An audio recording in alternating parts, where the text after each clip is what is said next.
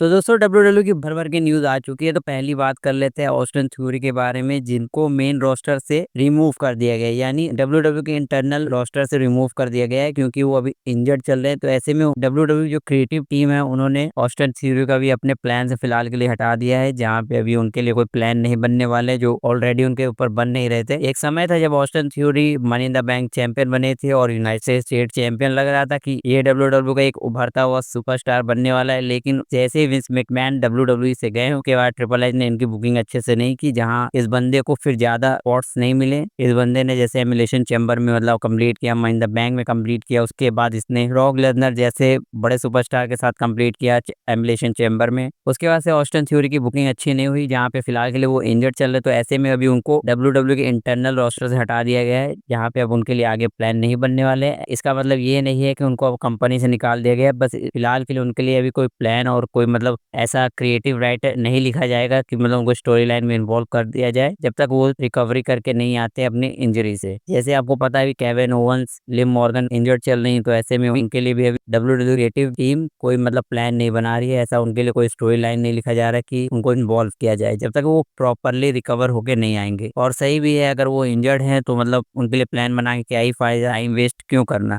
क्योंकि इंजरी से पता नहीं होता ना आदमी कब रिकवर होके आएगा और कब मतलब कितना टाइम लेगा। तो एक अल्टरनेट स्टोरी क्रिएट करने का क्या फायदा है। चलिए अगली स्टोरी पे पढ़ते हैं, जहाँ पे रोमन रेंस से रिलेटेड न्यूज आई है, जहाँ पे रोमन रेंस अभी आपको अगस्त में देखने को मिलने वाले हैं फिलहाल, क्योंकि उनकी जो शूटिंग है वो 2 सितंबर से चालू होने वाली है और खत्म होने वाली है 26 सितंबर को, ऐसा रिपोर्ट किया गया है। तो ऐसे में ट्राइबल चीफ यानी रोमन रेंस अभी आपको देखने को मिलने वाले हैं WWE रॉ पर, और क्लैश इन पेरिस में हो सकता है ये कंप्लीट करे सेथ रॉलिंस के अगेंस्ट। फिलहाल रोमन रेंस एडवर्टाइज हैं 18 अगस्त की रॉ के लिए, जहाँ पे रोमन रेंस आपको देखने को मिलने वाले हैं। तो अभी काफी टाइम है रोमन रेंस के लिए, क्या वो अगस्त में कंप्लीट करे, उसके बाद वो छोटा सा ऑफ लेने वाले। जैसा पता है आपको स्ट्रीट फाइटर की शूटिंग चालू होने वाली रोमन रेंस की, तो वो सितंबर में आपको देखने को नहीं मिलेंगे, उसके बाद वो अक्टूबर में सीधे आपको देखने को मिलने वाले हैं। तो डब्ल्यूडब्ल्यू ऐसे में रोमन रेंस का यूज कर सकती है, जहाँ पे उनको अच्छा स्टोरी लाइन पार्ट में डाला जा सकता है कि मतलब सेथ रॉलिंस के फ्रैक्शन से ये इतना बुरा पिट जाए कि मतलब इंजर्ड इनको दिखाया जाए, जहाँ वो 1 महीने का फिर ब्रेक ले, उसके बाद वो सर्वाइवर सीरीज में रिटर्न करे।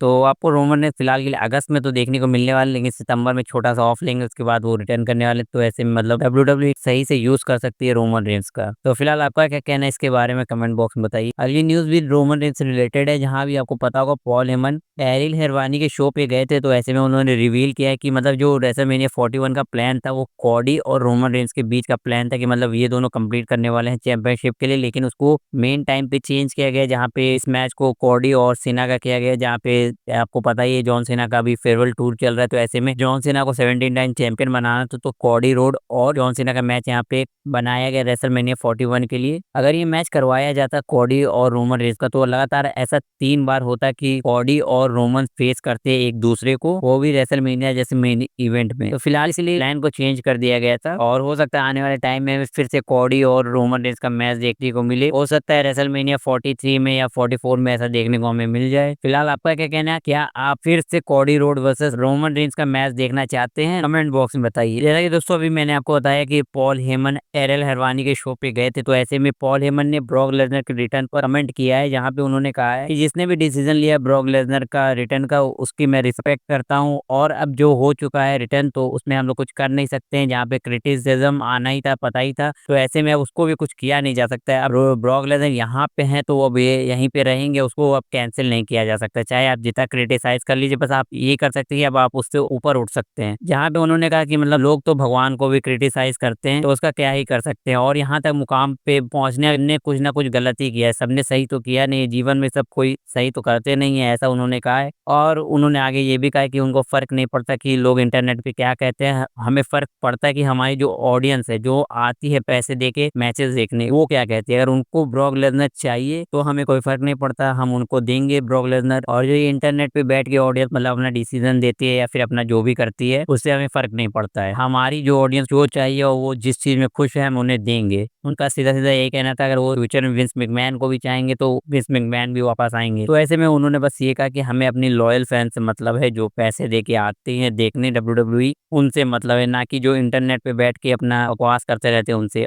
और इस पे फिर इंटरनेट का भी मतलब रिस्पॉन्स आना ही था। तो ऐसे ऐसे में इंटरनेट पे काफ़ी सारा क्रिटिसिज़्म फिर पॉल हेमन को मिलने लगा, जहाँ पे उन्होंने कहा कि पॉल हेमन मर जाएगा, उसको नर्क में जगह मिलेगी, ऐसा वगैरह-वगैरह उन्होंने कमेंट किया। जहाँ पे ट्रिपल एच के पे भी उन्होंने कमेंट किया कि जो ट्रिपल एच को अभी कुछ साल पहले हार्ट अटैक आया, तो उनका हार्ट में एक पीसमेकर लगा हुआ है, तो उन पे उन्होंने कहा कि हम भगवान से दुआ करेंगे कि मतलब इसको फिर से हार्ट अटैक आ जाए और उसका वो जो पीसमेकर वो खराब हो जाए, मर जाए, ऐसा वगैरह-वगैरह उन्होंने फिर से कमेंट किया। तो सोशल मीडिया पे लोग बैठ के बकवास करते रहते हैं, उसी का एक ये एग्ज़ाम्पल था कि मतलब लोग क्या-क्या बड़बड़ करते रहते हैं, जो जिसका कोई मतलब नहीं होता, वो भी वो लोग बक-बक करते रहते हैं। अब लास्ट स्टोरी की बात कर लेते हैं, जो ट्रेविस स्कॉट से रिलेटेड है।